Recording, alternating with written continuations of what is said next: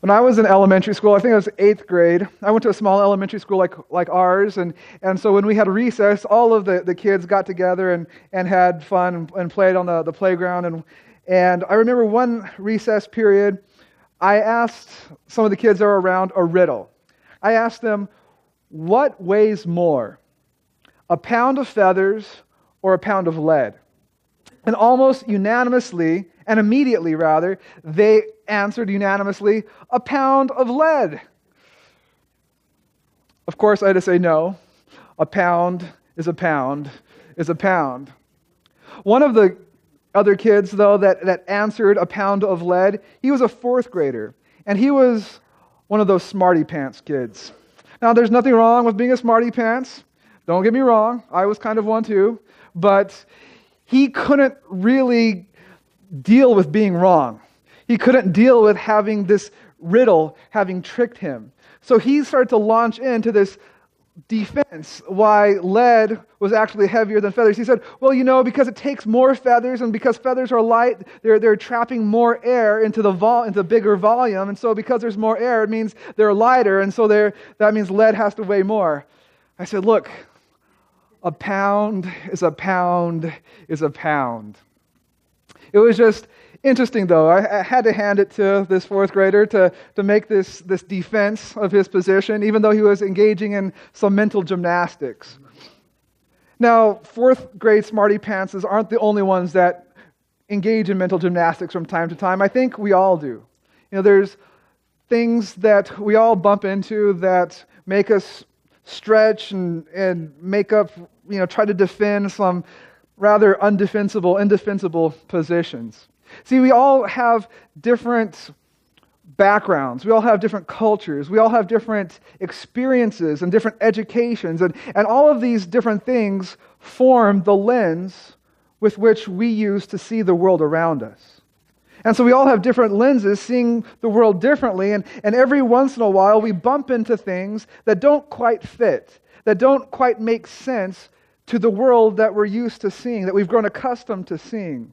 And so when we engage or we run into these things, a lot of times we frequently engage in mental gymnastics to try to make things fit, to try to make us understand or help us understand these ununderstandable things better, because of these lenses that we all wear.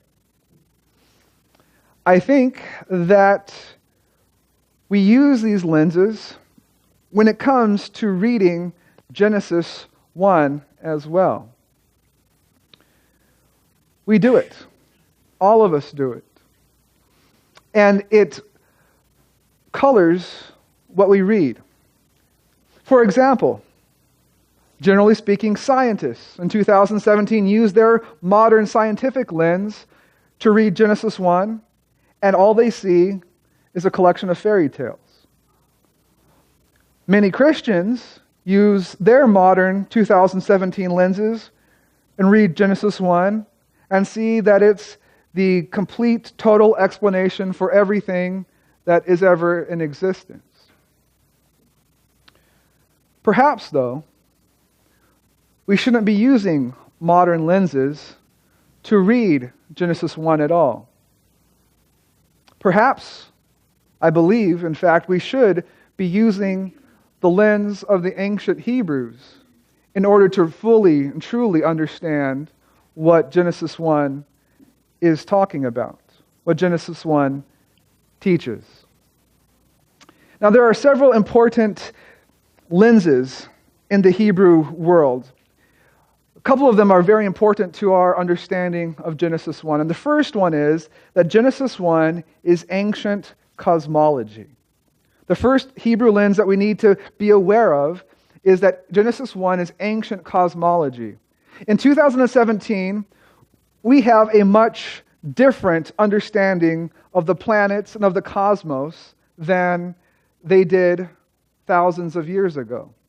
We understand things, we know things completely different than they did. For example, ancient cosmology says that stars weren't suns. They didn't understand that stars were suns that were just far, far away. They thought they were just their own individual pinpoints of light. Ancient cosmology said that Earth wasn't moving through space. They didn't have that concept. They didn't have that understanding. Ancient cosmology said that the sun and the moon were the same distance from the Earth. All of this we know in 2017 to not be true. We have grown a lot. We have learned a lot. We have progressed a lot. Now, this is not a knock against any of the ancients, but we've made progress in the last several thousand years in terms of our understanding of the cosmos. And so when we come to Scripture with our 2017 understandings, the lens that we use, sometimes that lens makes us read things into the text that aren't necessarily there.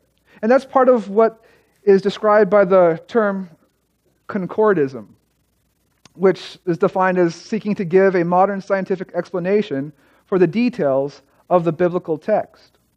We read some things in 2017 that weren't necessarily there or intended to be there. This is why you'll hear people say that the Bible is not a science textbook.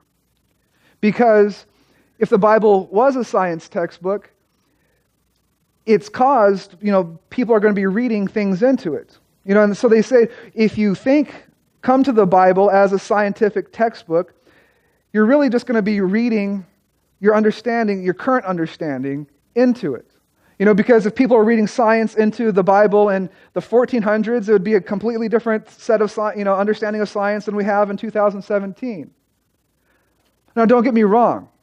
Let's be very clear. I believe that the God who inspired the Bible also created all of nature. And so we should expect to see harmony between the two. But the Bible is not primarily concerned with teaching science. As the famous Italian scientist Galileo Galilei said, the Bible shows the way to go to heaven, not the way the heavens go. Now, I know some of us might be thinking, that sounds like you're limiting God here. It sounds like you're shoving him into this box that I'm not really comfortable you putting God into, because if God really is the creator of the universe, and if he really is the one that inspired the writings of the Bible and the account of creation, it should only make sense that the Bible is a scientific textbook because the creator is telling about the details of creation. And I'm not trying to limit God. I believe that God limits himself when it comes to him communicating with us due to our human limited capacity to understand things. See, we see throughout Scripture, Old Testament, New Testament, we even see examples in the formation of the Seventh-day Adventist Church in early Adventist history. We see it throughout time that God communicates to humans in ways that they can understand. Yes, there are times when God nudges us along. There are times when God stretches our minds. But God never just dumps the complete totality of truth upon us, because he knows that that we're not able to comprehend it fully. And so he works within the framework of our own limited capacity to understand. It would be like us traveling back to the 1700s and trying to explain the internet to them. Like, well, you see, my good sir, that I have a computer, and my computer talks with my friend's cell phone, and my friend's cell phone talks with my neighbor's tablet, and we have access to the totality of human knowledge. Mostly we use it to send funny cat photos, but we still have access to everyone's knowledge.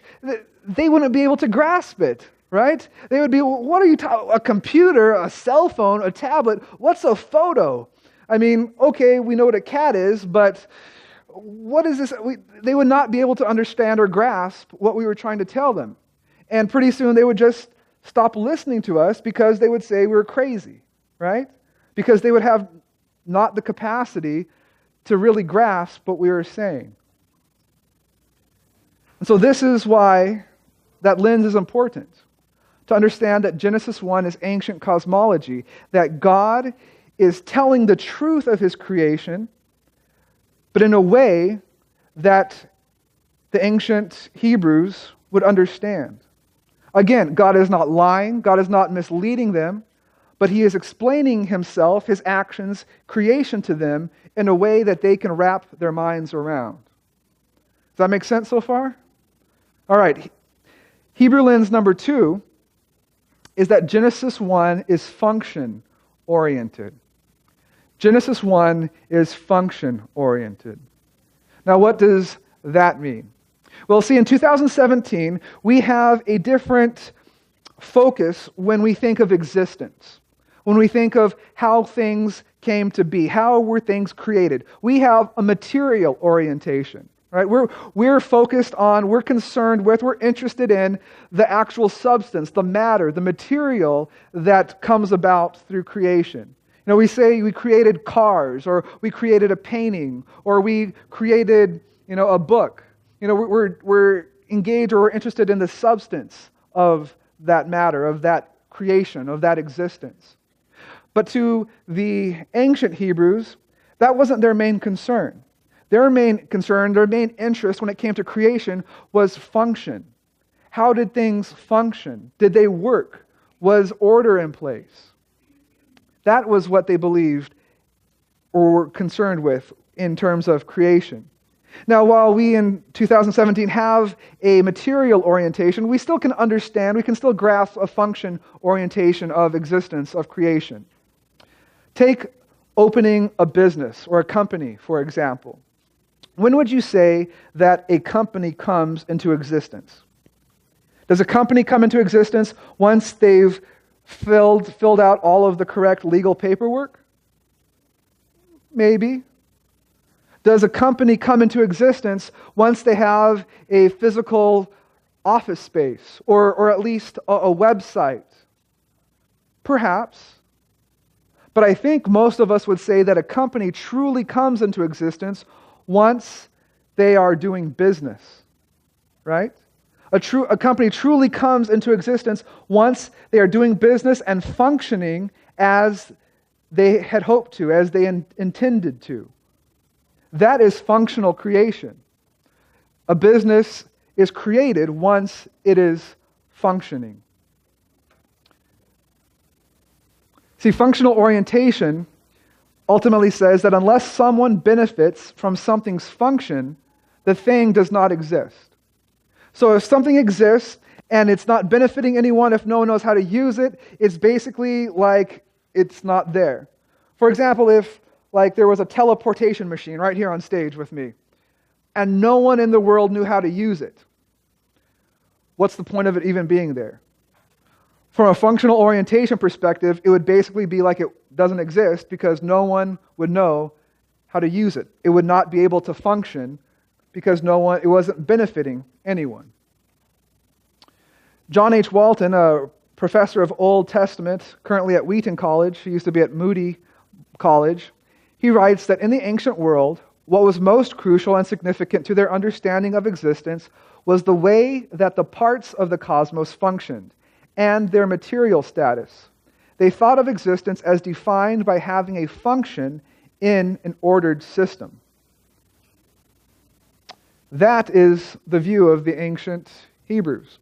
And we see examples of this from the text itself. In Genesis 1:1, the very first verse in all of Scripture, it says, "In the beginning, God created the heavens and the earth." Now, it's interesting to note that that word, the Hebrew word for created, what it is bara. That is the word in the Hebrew text for created, bara. Now, to spare us the boring time of going into a lengthy word study, it's interesting to note that that Hebrew word bara conveys this idea of creation from a functional perspective. If you read through the Old Testament and look at the uses of this word, you'll find that it conveys this sense of functional creation. But not only do we see evidence for functional orientation in the words itself, we see it in the story actually, of creation. Because if the account in Genesis 1 was focused on material origins, that a lot of us kind of hone in on in 2017, if that was the case, if Genesis 1 was telling the story of how God created the material, the matter, the substance of everything, we would expect to find no material at the beginning of creation, right? If that's what the story was about, you would expect to find no material and God creating material. But if we're talking about functional origins, we would expect to find no functions at the beginning of creation. There would be material like a blank canvas and some paints, but there would be no function. There would be no picture on it. There would be some matter, some material, but it wasn't functioning right. And what do we find? Well, the second verse in the Bible says, "Now the earth was formless and empty. Darkness was over the surface of the deep, and the Spirit of God was hovering over the waters." What do we find there? We find material, right? We find material, though, that is in chaos, that there is no order to this material, that there needs help. It needs function. And this is the starting point of creation. So this is why Hebrew lens number 2 is Genesis 1 is function-oriented. These two lenses are important to better completely understand and grasp the creation story. That Genesis 1 is ancient cosmology, and that Genesis 1 is function-oriented. And when we have these lenses, we're going to see a lot of important details, I think, make more sense as we dig in to this creation story. But before we start to really get into the 7 days of creation, we're going to take a little pause and have a creation story come to us from Mrs. Kimberly Riddle.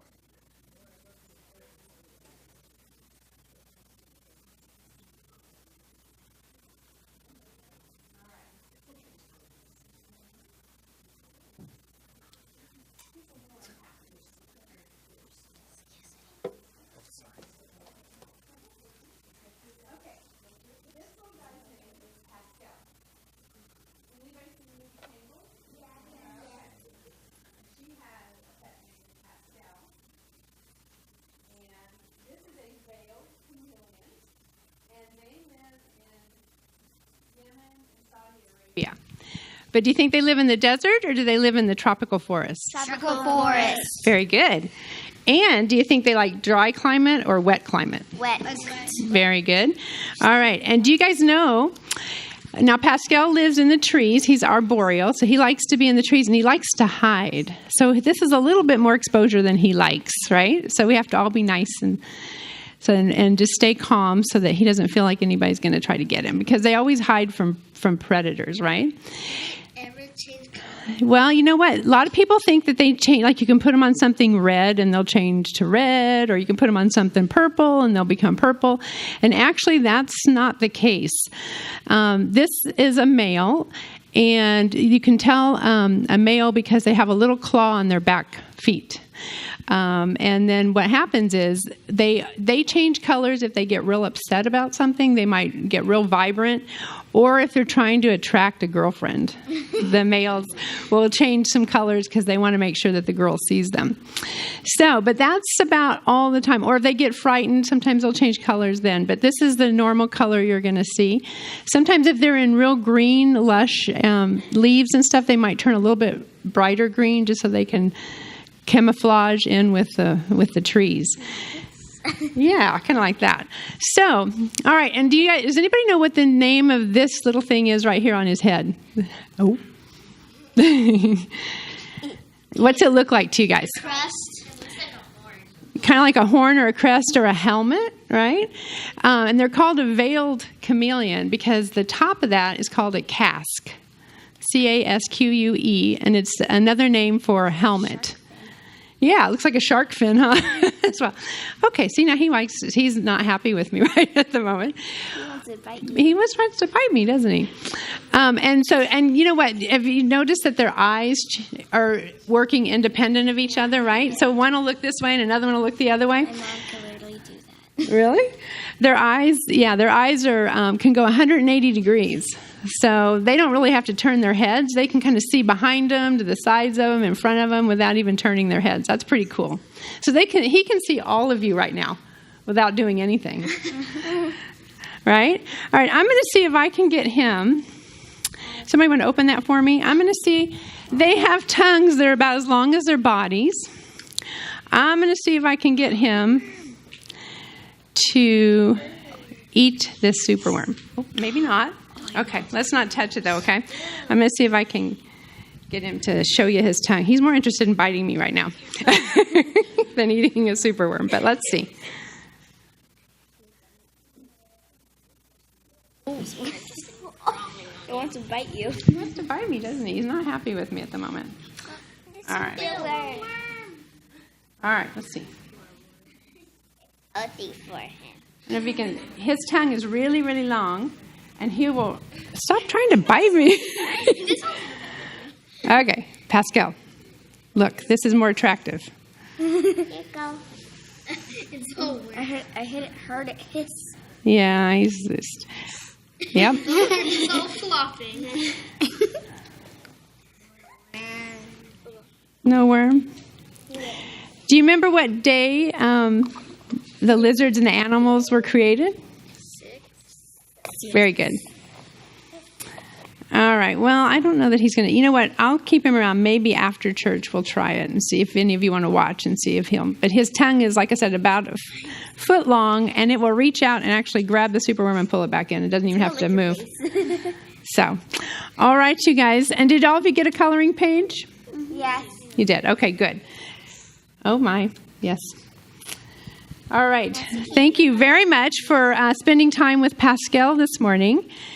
So we've looked at the lenses. Ancient cosmology. We've seen that it has a functional orientation. And so now let's see how those lenses help us as we dig in to the days of creation. Day 1 is about light. And we have some helpers that are going to be helping us as we go through these days. And so thank you, Sylvia, for getting light up on the board. We know that in the beginning, God created, and he said, let there be light, right? But to understand really what's going on day 1, we need to skip forward a little bit to verse 5. Genesis 1:5 says, God called the light day, and the darkness he called night. And there was evening and there was morning, the first day. Why do you think God called light day? I mean, that doesn't make too much sense, does it? God calling light day. Because light isn't day, light is light, right? Light, we can have other sources of light other than the middle of the day, right? We have candles, we have flashlights, we have lamps, boil it down, we have fire or electricity, but we have other forms of light that we can have other than the day. So light isn't day. So why would God call light day? I think most of us we just kind of fill in the blank. We don't maybe think about it too much because the answer is kind of obvious. There's a lot of maybe some technical literature terms to explain it, but most of us, just even on a surface level, understand that what's really happening here is the writer, Moses, is using the word light as shorthand for period of light. I mean, that makes sense, right? I think we kind of automatically fill in those blanks. And so to kind of expand it out a little bit more, Genesis 1:5 would say, God called the period of light day, and the period of darkness he called night. And there was evening and there was morning the first day. That makes a little more sense, doesn't it? And like I said, there's some other technical literary devices, functions going on, but there's a period of light, a period of darkness. And so with that understanding, making more sense, we can go back now one verse and look at verse 4, using the same understanding. It says, God separated the period of light from the period of darkness.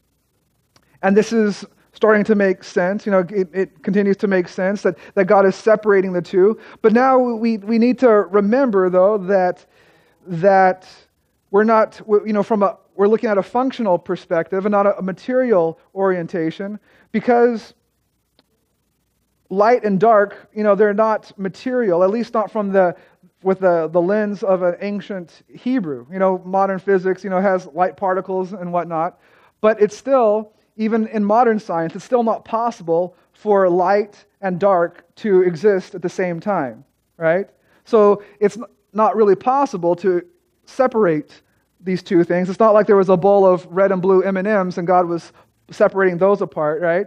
So what's going on here is that God is taking apart, the functions, separating the functions of light and the functions of dark. So now we go back to the beginning of day 1, to verse 3, and it says, "And God said, let there be a period of light."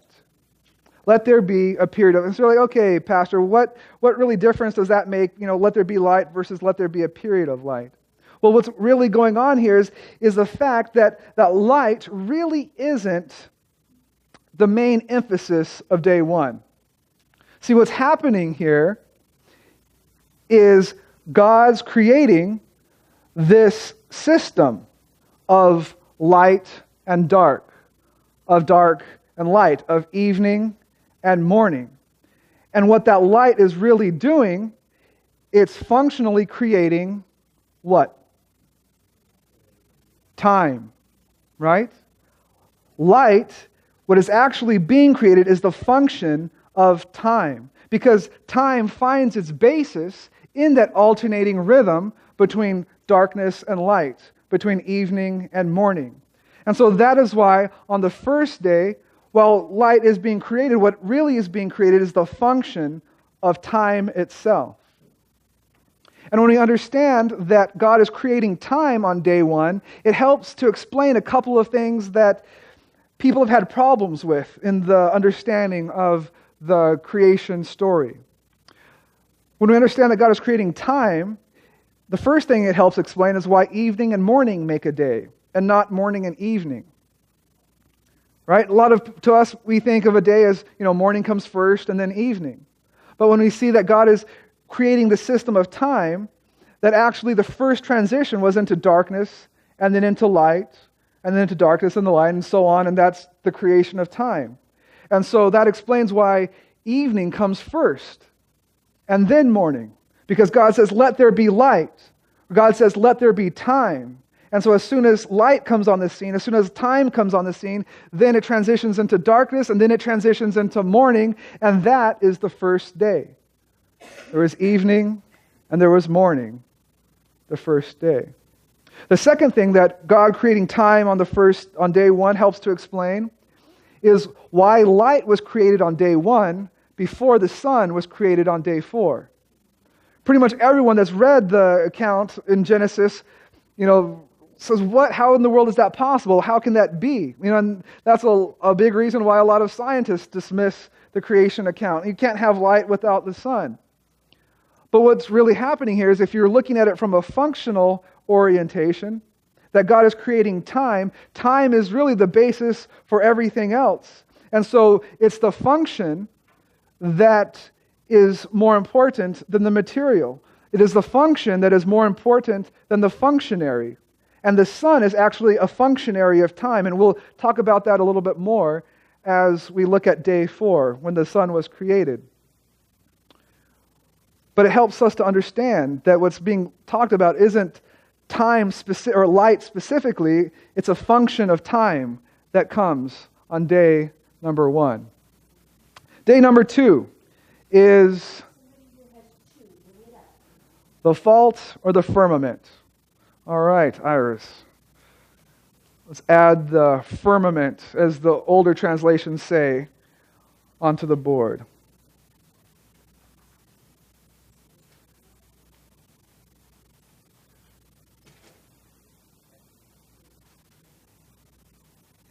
Okay, the vault or the firmament. We read about this in Genesis 1, verses 6 and 7. And God said, "Let there be a vault between the waters to separate water from water." So God made the vault and separated the water under the vault from the water above it. And so we see here, there's the waters that have been separated here, and the waters that are up here.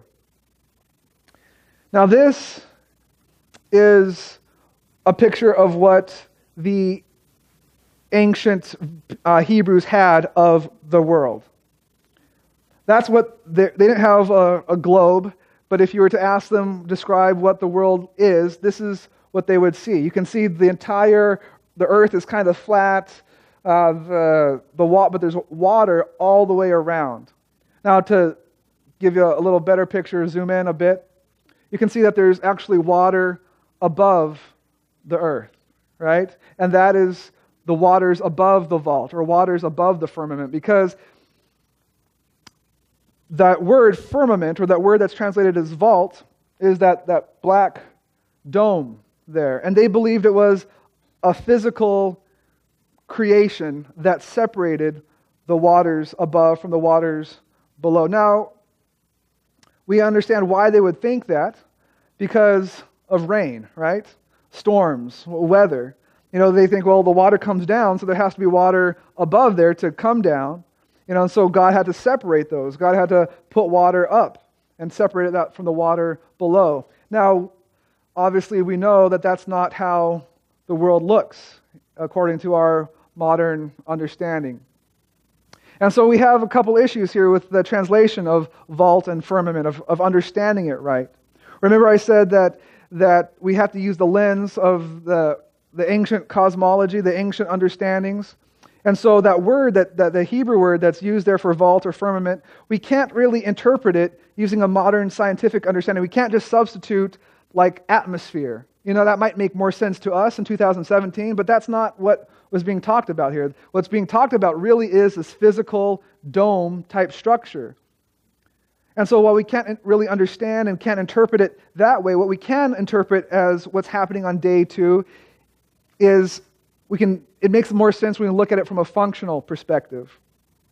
So instead of really seeing that God created a physical material dome over our earth, if we look at it from a functional perspective, it can still make sense to us. We can still understand it and understand that God was telling the truth, because he was trying to explain that he created weather to them, right? Because that was their understanding, their concept of how water came down, how rain came, how storms came. God said, I created what we would call weather systems. Put a system of weather in place. Does that make sense? God created systems of weather on day number 2. All right, day 3. Someone has something to add for day 3. Land and plants. Somebody has plants. Who has plants? Someone has plants? All right. Bring the plants on down. And we read about God creating land and plants in Genesis. All right. Genesis 1, verses 9 and 11. It says, "And God said, let the water under the sky be gathered to one place, and let dry ground appear. Then God said, let the land produce vegetation, seed-bearing plants, and trees on the land that bear fruit with seed in it, according to their various kinds." And now you can see there's vegetation. Land has appeared. Vegetation is there on the earth. And so when we have vegetation appearing, we have land appearing. What we really see here is God continuing in his work of separation. Right? This is the theme of the first 3 days. God separates on day 1 light from dark and creates time. On day 2, God separates the waters and creates weather systems. On day 3, God separates land from the oceans or the seas. God is doing this work of creation through separating. Again, this makes a lot more sense when we see that it's being described from a functional orientation. That God is creating, putting things in order, putting systems in place, making things functional. So he separates the land from the oceans, from the seas, and vegetation starts to appear on the land. Plants.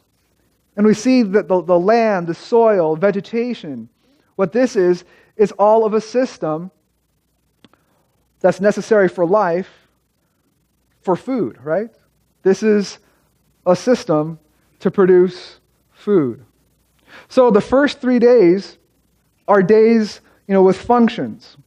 Day 1 is a system in time, a system of time. That's what the function, the big function that's set up is time. Day 2, we see the system of weather that's been put in place. It functions to water crops. It functions to, bring, just the weather that the planet needs. And day 3, we see God instilling the system of food with land, with plants, things to sustain life. 3 big functions on days 1 to 3. All right, so now we come to day 4, and we'll see a corollary between the first 3 days and the next 3 days. The first 3 days have functions installed. The next 3 days have functionaries installed. And so we see the sun, moon, and stars come on the scene in day number 4. Genesis 1, verses 16 through 18, it says, God made 2 great lights, the greater light to govern the day and the lesser light to govern the night. He also made the stars. God set them in the vault of the sky to give light on the earth, to govern the day and the night, and to separate light from darkness. And now we can see sun, moon, and stars, the sun rising on the horizon, all happening on day number 4. Now, like I said, the sun, moon, and stars are functionaries of the function of time, or the function of light. Now, we might not quite understand what functionaries are. It would be like saying that the function of a fire department is to keep the community safe from fire, right? That's why it exists. That's why a fire department or a fire station exists. But can the fire station actually put out fire? No, it needs functionaries to actually do its function, which the functionaries in this case would be what? The firemen and the firewomen, the people that actually carry out the purpose of the fire department. So the fire department is the function, and the firemen are the functionaries. In the same way, time and light are, to some extent, is the function. But to carry out time, to have that system of time in place, to have light come and darkness come, God instills the sun, moon, and stars as the functionaries. Does that make sense? He's filling the function with the functionaries. And so we come to day 5, birds and fish. I see some people coming down. All right, let's put some birds and fish upon the planet here. We read about the creation of birds and fish in Genesis 1, verses 20 and 22. And God said, let the water teem with living creatures, and let birds fly above the earth, across the vault of the sky. God blessed them and said, be fruitful and increase in number, and fill the water in the seas, and let the birds increase on the earth. And so now we see birds flying, we see fish and whales and sea creatures there on the planet. Because this is what happens on day 5. God is instilling functionaries. Now, there's a slight difference when we talk about birds and fish, because they aren't the ones that carry out the function of weather, right? They're not the ones that carry out the function of water or the function of sky, but they have functions in their respective spheres. So birds and fish perform their function. God gives them a function, right? They are functionaries, and their functions are to teem, for fish, to fly for birds, and to multiply for both. And they need to carry out their function in their respective realms. God instilled these realms, He instilled the functions, and now He's filling those functions with functionaries. This brings us to day 6, animals and humans. All right. I see the world's getting a little crowded here, huh? More and more stuff's getting added. Genesis 1, verses 24 and 26. And God said, "Let the land produce living creatures according to their kinds. Let us make mankind in our image, in our likeness, so that they may rule over the fish in the sea and the birds of the sky, over the livestock and all the wild animals, and over all the creatures that move along the ground." So we got some sheep, and we got some horses, and some lions, and baby elephants, and Adam and Eve there on day 6. And these animals and humans are called to be functionaries in their sphere. Just like the birds and just like the fish, they're called to multiply, increase, and fill out their function in the sphere on the land. But there's something different about humans than the other creations that have come on the scene. See, humans have a different function. In fact, they have 3 functions. Their function is to populate the world. Their function is to subdue and rule the world. And their third function, and possibly their most important function, is to bear God's image in the world. Humans have an important function, the most important function in creation. That is why John Walton continues in his writings and says, all of the rest of creation functions in relationship to humankind, and humankind serves the rest of creation as God's vice-regent. Creation is not set up for the benefit of God, but for the benefit of humanity. Thus, we can say that humanity is the climax of the creation account. Because you see, in all of the other creation stories and creation myths from all the other religions, all of the other belief systems around the world, the one common thing is that the earth was created for the benefit of God or the gods, which is completely different from the story we find in Genesis, where the earth was created for the benefit of us. Humanity is the climax of the creation so far. And so, after 6 days, everything is ready for business, right? Everyone has been assigned their offices or their cubicles. Everyone knows their place in the corporate structure. Everyone knows that they have to clock in and clock out. The foremen have been put in place. Everything is set and ready to go. Except one more thing needs to take place. Day number 7, the Sabbath. One more thing, I think, to add to the world. Day 7, the Sabbath, we read about in Genesis chapter 2, verse 2, which says, "By the 7th day, God had finished the work he had been doing, so on the 7th day he rested from all his work." And so now God is there on the Sabbath, enjoying his creation and Adam and his relationship with Adam and Eve. So the Sabbath comes on day 7. The Sabbath, I believe, has always made sense. It's always, been a blessing. It's always been important. It's always been significant. But I think that when we see creation, we see the story in Genesis 1 from a functional perspective, the Sabbath makes even more sense. Because the Sabbath was never a material creation. The Sabbath has always been a functional creation. And now we see that it fits in with the other functions and functionaries that God is creating there through the other 6 days. And what is the function of the Sabbath? What is the function of this 7th day? Well, we see part of the answer there in the verse, in the text we just read. Verse 2, it says that God rested from his work on the Sabbath. So we see that the function, or a major function of the Sabbath, is what? Is rest.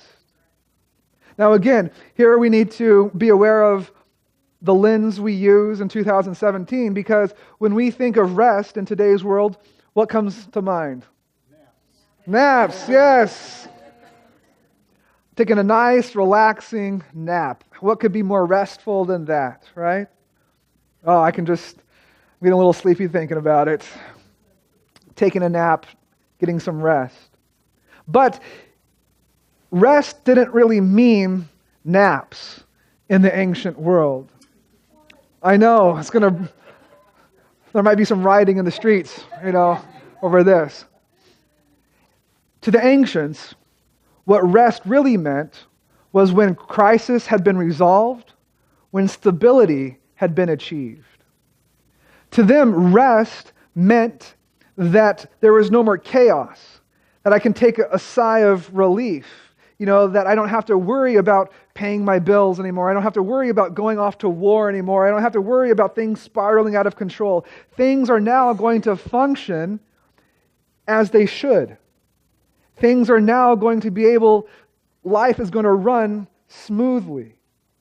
In other words, being at rest is more about engagement without obstacles rather than disengagement without responsibilities. You see the difference here? Being at rest in the ancient world was engagement without obstacles, being able to live life smoothly, versus today's concept of rest, which means disengagement without responsibilities. Being able to disengage from work, being able to disengage from stress and just kicking your feet up and enjoying a nap or some Netflix or whatever, right? Two different concepts of rest. Engagement without obstacles. And we see this throughout the Old Testament and even into the New Testament. But for example, Deuteronomy chapter 12, verse 10, it says, talking about the Israelites crossing over to the promised land. It says, "But you will cross the Jordan and settle in the land that the Lord your God is giving you as an inheritance, and he will give you rest from all your enemies around you so that you will live in safety." Now, does this mean that God's going to let them take a nap in the middle of the battlefield? You can take a rest from your enemies? No, he's saying you'll be safe. You'll be at rest so that your lives can go on, your lives can function properly. Your lives can function as you want them to, as you intend them to. This is the concept of biblical rest. And so, we see this Sabbath rest that is created there on the seventh day. But one more thing we need to note of importance with using our Hebrew lenses is what exactly is happening when it says God rests. Where does, generally speaking, a deity or a God find rest? Think of any culture, any religion, any era around the world. Where do people think that gods find rest? In what? In their thrones, in their temples, right? That gods, that deities find rest in their temples. And so when the ancient Hebrews heard that God, the creator of the universe, found rest on the Sabbath, what they understood that God was finding rest in his temple. But this temple was not a temple that was built physically. This temple that was created on the seventh day, this Sabbath temple, functions as a temple in time. That God comes into the world, into his creation, sets up a temple, enters his temple, and finds rest, not in a place, but in a day. Hebrews 4, verses 9 and 10, it says, "There remains then a Sabbath rest for the people of God. For anyone who enters God's rest also rests from their works, just as God did from his." See, the amazing thing is about the Sabbath rest isn't that it's just for God. In fact, God says the Sabbath was created for who? For men and women. That God created this temple in time for us because he invites us into his temple. He invites us to join him when he is at rest, not that he's taking a nap on the couch. He says, come into my day, come into my special day, come into my temple and take a rest from the cares of the week. Take a rest from the chaos that might be consuming the other 6 days of your life. Come, join with me and find rest and live life like it needs to be lived, like it should have been lived, like I had intended it to be lived from the beginning.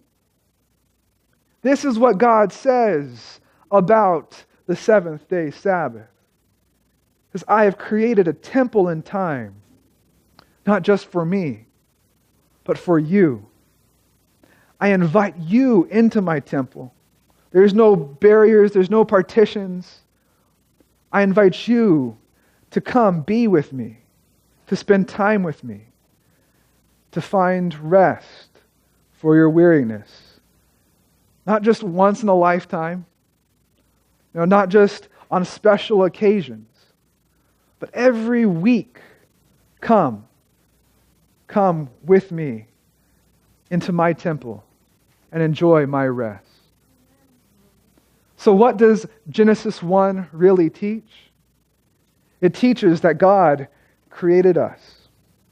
It teaches that God created this world. I believe that it teaches the story of creation, the truth of creation, from a functional perspective. And that functional perspective, it helps answer a lot of questions that we have had previously. I think it helps harmonize some of the conflict that traditionally has existed between faith and science. But ultimately, what the heart of Genesis 1, the heart of the creation story is that we are created by a God who loves us, a God who cares for us, a God who wants to know us personally, a God that wants to walk with us, beside us, and give us rest. That's a God that I want to know. That's a God that I want to spend time with. That's a God that I want to be friends with. What about you? Is that a God that you want to have a relationship with? Amen. Praise God.